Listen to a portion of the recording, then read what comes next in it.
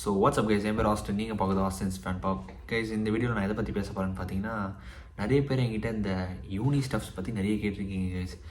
Class எப்படி நடக்கும், எப்படி நம்ம எக்ஸாம்ஸ் எழுதுவோம், ஓரல் சர்வேனா என்ன, குவிஸ்னா என்ன, மிட் டர்ம்ஸ் எல்லாமே நான் இந்த வீடியோவில் உங்களுக்கு எக்ஸ்பிளைன் பண்ண போகிறேன். இந்த வீடியோ ரொம்பவே ஹெல்ப்ஃபுல்லாக இருக்கும் கைஸ்.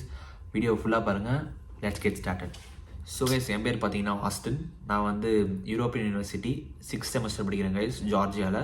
ஸோ கைஸ் இப்போ ஸ்டடி ப்ராசஸை பொறுத்த வரைக்கும் பார்த்தீங்கன்னா, ஃபர்ஸ்ட் நீங்கள் வந்து நீட் குவாலிஃபை பண்ணிக்கணும். செகண்ட் உங்கள் டாக்குமெண்ட் அதெல்லாம் நீங்கள் உங்கள் ஏஜென்சி கிட்ட சப்மிட் பண்ணி நீங்கள் திபிஎஸ்சி விசாலாம் எடுத்து வந்துடுவீங்க கைஸ். வந்ததுக்கப்புறமா இங்கே கோர்ஸ் பொறுத்த வரைக்கும் பார்த்தீங்கன்னா 6 years கைஸ். இதில் வந்து பார்த்தீங்கன்னா 12 செமஸ்டர்ஸ்ட்டாக வந்து பிரிச்சிருக்காங்க.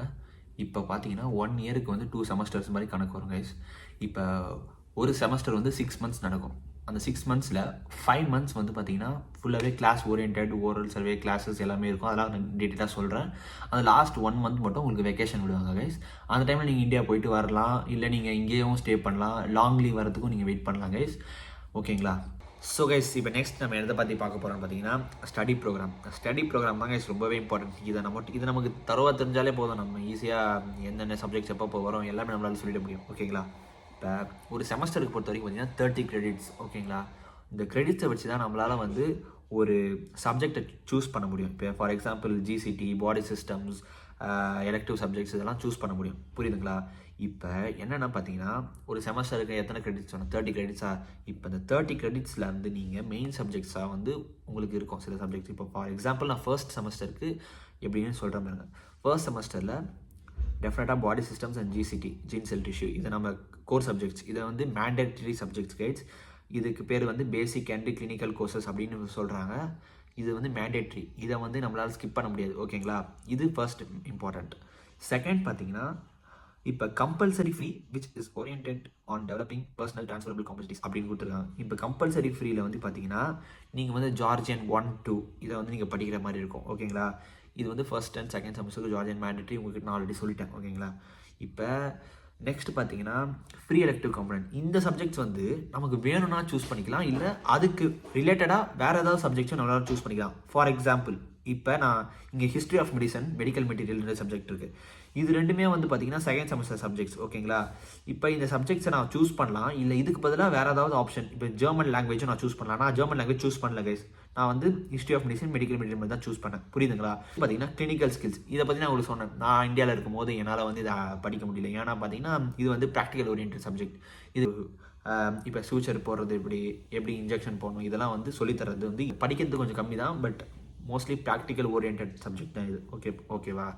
இப்போ இது பார்த்தீங்கன்னா இதுலேயும் வந்து இதுவும் கம்பல்சரியாக ஒரு செமஸ்டருக்கு ஒரு சப்ஜெக்ட் எடுத்து தான் ஆகணும். ஓகேங்களா? கிளினிக்கல் 1, 2, 3 ஃபர்ஸ்ட் செமஸ்டர்னா நீங்கள் கிளினிக்கல் ஸ்கில்ஸ் 1 அப்படி எடுக்கலாம். ஓகேங்களா? அடுத்து பார்த்தீங்கன்னா சயின்டிஃபிக் ரீசனிங்.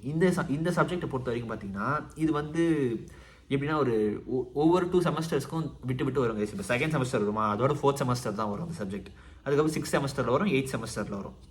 புரிஞ்சுதுங்களா? உங்களுக்கு ஓரளவுக்கு புரிஞ்சிருக்கும்னு நினைக்கிறேன். புரியலனாலும் நீங்கள் வீடியோவை ரீவைண்ட் பண்ணி பாருங்கள், உங்களுக்கு புரிஞ்சிடும். நெக்ஸ்ட் பார்த்தீங்கன்னா மெடிசினல் சொசைட்டியும் ஆல்மோஸ்ட் சேம் தான் கைஸ். மெடிசினல் சொசைட்டி பார்த்தீங்கன்னா ஆல்மோஸ்ட் சேம் தான், ஒன்றும் டிஃபரன்ஸ் தான் கிடையாது. சயின்டிஃபிக் ரீசனிங் மாதிரியே தான். 3rd semester, 4th semester, 6th semester, 8th semester அப்படி ஒரு செமஸ்டர் ஒரு செமஸ்டர் கேப்பாக வந்து இந்த சப்ஜெக்ட் வந்துகிட்டே இருக்கும். ஓகேங்களா? அடுத்து பார்த்தீங்கன்னா elective courses of major field. இது வந்து பார்த்தீங்கன்னா 6th செமஸ்டர் வந்துட்டேன். இப்போ 6th செமஸ்டரில் நான் டெஃபினட்டாக இதில் வந்து சப்ஜெக்ட்ஸ் எடுத்து படிச்சு தான் ஆகணும். ஓகேங்களா? இப்போ பாடி சிஸ்டமுக்குள்ளே என்ன இருக்குன்னு பார்த்தீங்கன்னா, உங்களுக்கு பேசிக் சப்ஜெக்ட்ஸ் லைக் அனாட்டமி, ஃபிசியாலஜி, அப்புறம் வந்து இமேஜிங் தான் நத்திங் ரேடியாலஜி தான் வந்து இமேஜிங்னு சொல்கிறாங்க. இப்போ ஜீன் செல் டிஷ்யூ இப்படின்னு கொடுத்துருக்காங்கல்ல, இதில் என்ன இருக்குன்னு பார்த்தீங்கன்னா biochemistry, medical physics, histology and embryology இதெல்லாம் இருக்கும் கைஸ். அடுத்து பார்த்தீங்கன்னா இந்த சயின்டிஃபிக் ரீசனிங் வந்து ரொம்பவே வந்து ஒரு ட்ரை சப்ஜெக்ட் கைஸ். எப்படி பார்த்தீங்கன்னா சிம்பிளாக தான் கைஸ் இருக்கும். டேட்டா பேஸ்னா என்ன, ரிசர்ச்னா என்ன, அந்த மாதிரி ஒரு சிம்பிள் ஸ்டப்ஸ் தான் வரும் கைஸ். பார்த்தீங்கன்னா ஜார்ஜியன் லாங்குவேஜ் பொறுத்த வரைக்கும் பார்த்தீங்கன்னா நீங்கள் வந்து இங்கே வந்து உங்களுக்கு எல்லாமே சொல்லி கொடுத்துருவாங்க கைஸ். நீங்கள் எப்படி ஆல்ஃபபெட்ஸ் எல்லாமே வந்து அவங்க கிளியராக எக்ஸ்பிளைன் பண்ணிடுவாங்க, ப்ரொஃபஸர்ஸ் நல்லா சொல்லி தருவாங்க. பட் இந்த ஜார்ஜியன் லாங்குவேஜ் பொறுத்த வரைக்கும் பார்த்தீங்கன்னா இது வந்து ஃபர்ஸ்ட் 2 செமஸ்டர்ஸ்க்கு நீங்கள் கம்பல்சரியாக படிச்சே ஆகணும் கைஸ். ஏன்னா ஜார்ஜியன் லாங்குவேஜ் வச்சு தான் உங்களால் வந்து ஒரு பேஷண்ட் கிட்டேயோ யார்கிட்டயாவது உங்களால் வந்து ஒரு கம்யூனிகேஷனை பில்ட் பண்ண முடியும். இப்போ நீங்கள் ஜார்ஜியன் லாங்குவேஜ் படிக்காமல் வேறு சப்ஜெக்ட் உங்களால் டெஃபினட்டாக எடுக்க முடியாது. அட்லீஸ்ட் நீங்கள் 2 செமஸ்டர்ஸ்க்கு நீங்கள் ஜார்ஜியன் லாங்குவேஜை வந்து கம்பல்சரி படிச்சே ஆகணும் கைஸ். இப்போ நெக்ஸ்ட்டு நம்ம என்ன பார்க்க போகிறோம்னு பார்த்தீங்கன்னா இப்போ ப்ரொஃபஸர்ஸ் பொறுத்த வரைக்கும் பார்த்தீங்கன்னா நீங்கள் ப்ரொஃபஸர்ஸை நீங்களே சூஸ் பண்ணலாம் கைஸ். உங்களுக்கு குரூப் செலெக்ஷன் அப்படின்னு ஒரு டைம் பீரியட் ஸ்டார்ட் ஆகும் கைஸ். எப்போன்னு பார்த்தீங்கன்னா நீங்கள் ஒரு செமஸ்டர் முடிச்சுட்டு இந்த ஹாலிடேஸ்லாம் முடிச்சுட்டு நெக்ஸ்ட் செமஸ்டர் ஸ்டார்ட் ஆகும் பார்த்தீங்களா, அந்த டைமில் அவங்களே மெயில் யூனிவர்சிட்டிலேருந்து உங்களுக்கு மெயில் வரும். இந்த மாதிரி வந்து நான் எந்த ப்ரொஃபஸர் சூஸ் பண்ணிக்கலாம் அப்படின்றது வந்து உங்களுக்கு ஒரு லிஸ்ட் மாதிரி கொடுப்பாங்க. நீங்கள் அதுக்கு உங்களுக்கு நீங்கள் சீனியர்ஸை கேட்கலாங்க, அவங்க எந்த ப்ரொஃபஸர் வந்து நல்லா டீச் பண்ணுவாங்க அப்படின்னு கேட்டு அதுக்கேற்ற மாதிரி வந்து நீங்கள் ப்ரொஃபஸர்ஸ் சூஸ் பண்ணி அந்த ப்ரொஃபஸர்ஸை நீங்கள் வந்து எடுத்துக்கலாம். இப்போ தான் மெயின் டாபிக் நம்ம வரோம். என்னென்னு பார்த்தீங்கன்னா, இப்போ ஒரு சப்ஜெக்ட் இப்போ இன்கேஸ் இப்போ நான் வந்து 6th செமஸ்டர் படிக்கிறேன். நான் வந்து என்னோடய சப்ஜெக்ட் வச்சு நான் எக்ஸ்பிளைன் பண்ணுறேன். இப்போ நான் படிக்கிற 6th செமஸ்டரில் எனக்கு வந்து பேசிக் பேத்தாலஜி அண்ட் ஃபார்மகாலஜி வந்து இதுதான் நான் படிக்கிறேன் இப்போ 6th செமஸ்டரில். இப்போ இந்த 6th செமஸ்டரில் நீங்கள் நல்லா நோட் பண்ணிங்கன்னா தெரியும் உங்களுக்கு. இப்போ வந்து நம்ம ஃபர்ஸ்ட் ஆஃப் ஆல் மிட் டேர்ம்ஸ்னு ஒன்று வரும் கைஸ். மிட் டேர்ம்ஸில் வந்து நம்ம வந்து டெஃபினட்டாக மிட் டேர்ம் வந்து அட்டன் பண்ணோம். மிட் டேர்மை நம்ம ஸ்கிப் பண்ணோன்னா நம்மளால் வந்து அடுத்த செமஸ்டர் போக முடியாது, வாய்ப்பே இல்லை. ஓகேங்களா, நீங்கள் மற்ற எல்லாத்துலேயும் மார்க் எடுத்து மிட் டேர்மில் விட்டிங்கன்னா காலி தான். ரெண்டாவது, இப்போ நீங்கள் ஃபைனல் எக்ஸாம் எழுதணுன்னா நீங்கள் அட்லீஸ்ட் இங்கே கொடுத்துருக்குற இந்த இருக்குது பார்த்தீங்களா, குவிஸ், ஓரல் சர்வே, லேபு, இது எல்லாத்துலேயுமே வந்து நீங்கள் அட்லீஸ்ட் இது எல்லாத்தையும் டோட்டல் பண்ணி அட்லீஸ்ட் நீங்கள் 30 above எடுக்கணும். 30 இல்லை 30 above எடுக்கணும். ஏன் சொல்கிறேன்னு பார்த்தீங்கன்னா, இப்போ நீங்கள் 30க்கு கீழே எடுத்துட்டிங்கனாலும் இல்லை 30 எடுத்தாலும் 30 எடுத்தால் ஒன்றும் பிரச்சனை இல்லை. மோஸ்ட்லி இது அவங்க ஃபைனல் எதை அக்செப்ட் பண்ணிப்பாங்க. பட் நீங்கள் 30க்கு கம்மியாக எடுத்துட்டிங்கன்னா உங்களால் வந்து டெஃபினட்டாக ஃபைனல் எக்ஸாம் எழுத முடியாது. புரியுதுங்களா? இப்போ அடுத்து என்ன பேச போகிறோன்னு பார்த்தீங்கன்னா, இப்போ நான் வந்து என்னோடய பேசிக் பேத்தாலஜியில் பார்த்தீங்கன்னா மினிமம் கிரேடுன்னு கொடுத்துருக்காங்க. இப்போ தான் இது இன்ட்ரடியூஸ் பண்ணியிருக்காங்க. எப்படின்னா, அவங்க ஒரு கிரேட் கொடுப்பாங்க, இந்த கிரேடுக்குள்ளே நீங்கள் எடுத்துடணும் எப்படியாவது. இப்போ எப்படின்னா, இப்போ நான் வெறும் ஃபார்மகாலஜி நல்லா படிக்கிறேன்னு வச்சுக்கோங்க. ஃபார்மகாலஜி மட்டும் நான் வந்து படிச்சுட்டு போயிட்டு அப்படியே ஃபுல் பேத்தாலஜியை ஸ்கிப் பண்ணேன்னா இந்த மினிமம் கிரேட் நமக்கு ஆப்பு வைக்கும். எப்படி பார்த்தீங்கன்னா, இப்போ நம்ம இதுலேயும் டெஃபினட்டாக மார்க் ஸ்கோர் பண்ணி ஆகணும். நீங்கள் அந்த மார்க் எடுத்து தான் ஆகணும், வேறு வழியே கிடையாது. புரியுதுங்களா? இப்போ நெக்ஸ்ட்டு பார்த்தீங்கன்னா இந்த குவிஸ்ன்னு கொடுத்துருக்காங்க. குவிஸ் வந்து பார்த்தீங்கன்னா பொதுவாக வந்து பார்த்தீங்கன்னா 2 times நடக்கும். மிட் டேர்முக்கு பிஃபோராகவும் மிட் டேர்முக்கு அப்புறமாவும் இருக்கும். இப்போ மிட் டேர்ம் பிஃபோர் குவிஸ் வந்து லைக் மோஸ்ட்லி ரொம்ப யூஸ் லைக் எப்படின்னா வந்து அதை ஸ்ப்ளிட் பண்ணுவாங்க. இப்போ 6 marks குவிஸ்னால் எனக்கு 3 marksக்கு ஸ்ப்ளிட் பண்ணுவாங்க. இல்லை ஒரேடியாக வந்து ஒரு குவிஸாகவே அவங்க ஆஃப்டர் மிட் டேர்மும் நடத்துறதுக்கு சான்ஸ் இருக்குது. புரியுதுங்களா? இப்போ இந்த குவிஸையும் நம்ம மிஸ் பண்ணக்கூடாது. ஏன்னா குவிஸ் வந்து ரொம்பவே இம்பார்ட்டன்ட். குவிஸ்னால் ஒன்றும் கிடையாது, லைக் ஒரு எக்ஸாம் மாதிரி தான். பட் என்ன கம்மி மார்க்ஸ்க்கு எழுதுவோம். இப்போ எக்ஸாம்பிளுக்கு ஒரு 6 marks கொடுக்கும். அந்த 6 marks 6 6 12 marksக்கு ஒரு குவிஸ் எழுதுவாங்க. எப்படின்னா மல்டிபிள் சாய்ஸ் கொஸ்டின்ஸ் வரும். அந்த கொஸ்டின்ஸ்க்கு நம்ம அவங்களே ஆப்ஷன்ஸ் கொடுத்துருப்பாங்க. நம்ம படிச்சுட்டு நமக்கு தெரியும், நம்ம படிச்சுருந்தா நமக்கு டெஃபினட்டாக அதுக்கு ஆன்சர் தெரியும். நம்ம அந்த ஆன்சரை போட்டு எழுதி அதுக்கப்புறம் அதை கரெக்ட் பண்ணி அவங்க அதுக்கேற்ற மாதிரி மார்க்ஸ் அப்ளை பண்ணுவாங்க. ஸோ கைஸ், ஓரல் சர்வே பொறுத்த வரைக்கும் பார்த்தீங்கன்னா ஒன்றும் கிடையாது. இப்போ ரொம்ப பெருசாலாம் கிடையாது கைஸ். நீங்கள் இதை டெஃபினட்டாக அட்டென்ட் பண்ணி ஆகணும். ஏன்னா ஓரல் சர்வே ரொம்பவே இம்பார்ட்டன்ட்.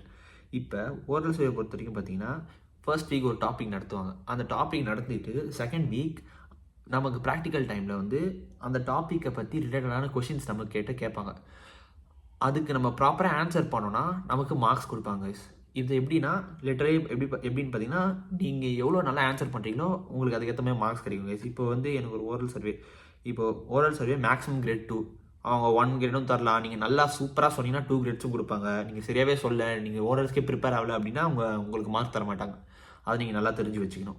ஸோ கைஸ், லேபை பொறுத்த வரைக்கும் பார்த்தீங்கன்னா லேபில் நீங்கள் ஈஸியாகவே மார்க்ஸ் ஸ்கோர் பண்ணலாம் கைஸ். ஒன்றும் இல்லை, நீங்கள் ஜஸ்ட் லேப் அட்டன் பண்ணிவிட்டு அவங்க கொடுக்குற ஸ்லைடை நீங்கள் கரெக்டாக பார்த்து ஐடென்டிஃபை பண்ணி சொன்னாலே உங்களுக்கு மார்க் போட்டுடுவாங்க கைஸ்.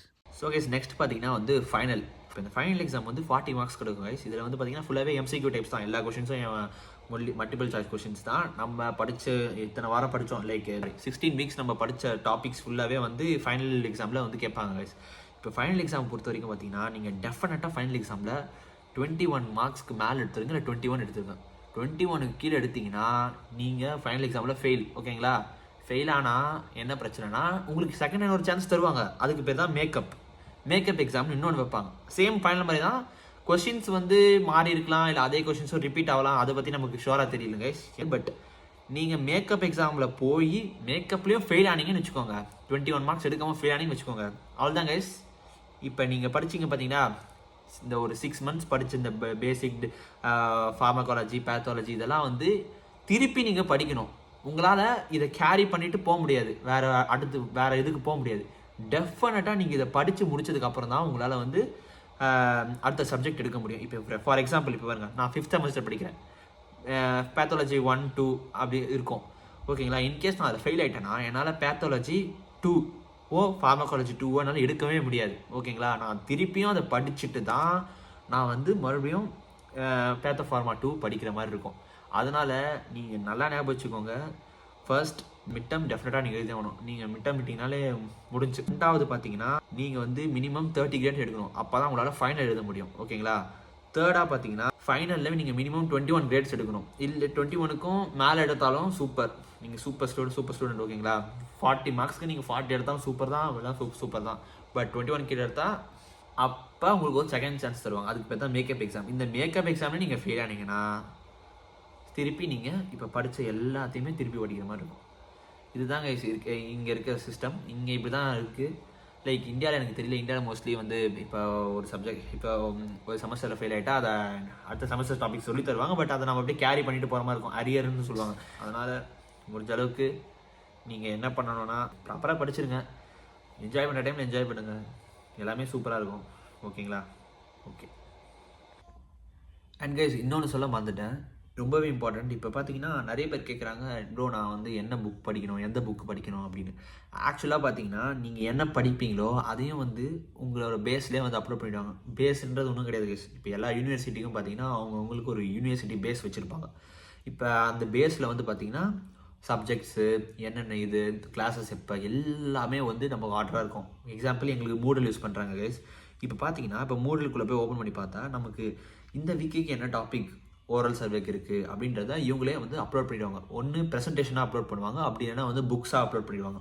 புக்ஸ் அப்லோட் பண்ணால் எந்தெந்த பேஜ் வந்து நம்ம ஒவ்வொரு வீக்குக்கு படிக்கணும் அப்படின்றதையும் இவங்க அப்லோட் பண்ணிடுவாங்க.